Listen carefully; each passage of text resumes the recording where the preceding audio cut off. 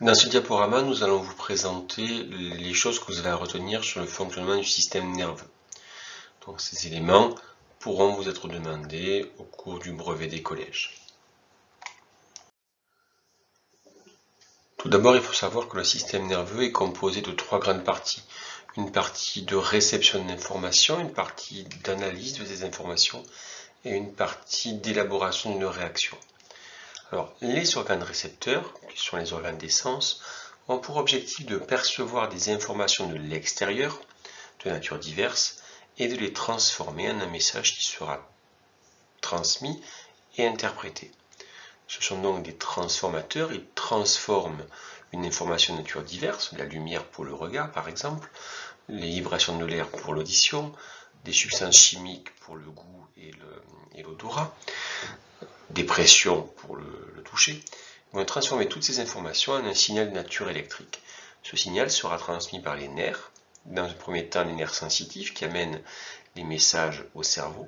Au niveau du cerveau, la moelle épinière et le cerveau, qui sont les centres nerveux, vont analyser ces messages et élaborer une réponse. Alors il faut savoir que le cerveau est composé de plusieurs aires qui communiquent entre elles, qui vont travailler ensemble pour élaborer une information qui sera transmise aux organes qui vont réagir, qu'on appelle les organes effecteurs.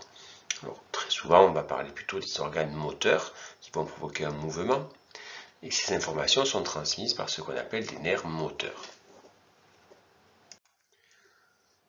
Je vous ai dit que les nerfs transmettaient des signes de nature électrique. En fait, les nerfs sont composés de la fusion de plusieurs cellules spécialisées qu'on appelle des neurones. Et ces neurones, en fait, communiquent entre eux non pas par l'intermédiaire de signaux électriques, mais par l'intermédiaire de substances chimiques qui sont libérées dans un espace qui sépare deux neurones, qu'on appelle la synapse. Ces substances chimiques vont permettre de transmettre l'information qui arrive donc sous une forme électrique et qui passe aux neurones suivants sous une forme chimique. Le système nerveux peut être perturbé dans certaines situations. Alors ça peut être dû à la consommation de certaines substances qui vont perturber la transmission de l'information au niveau des synapses. Ça peut être des récepteurs sensoriels qui vont être altérés par des agressions de l'environnement, des sons très très forts.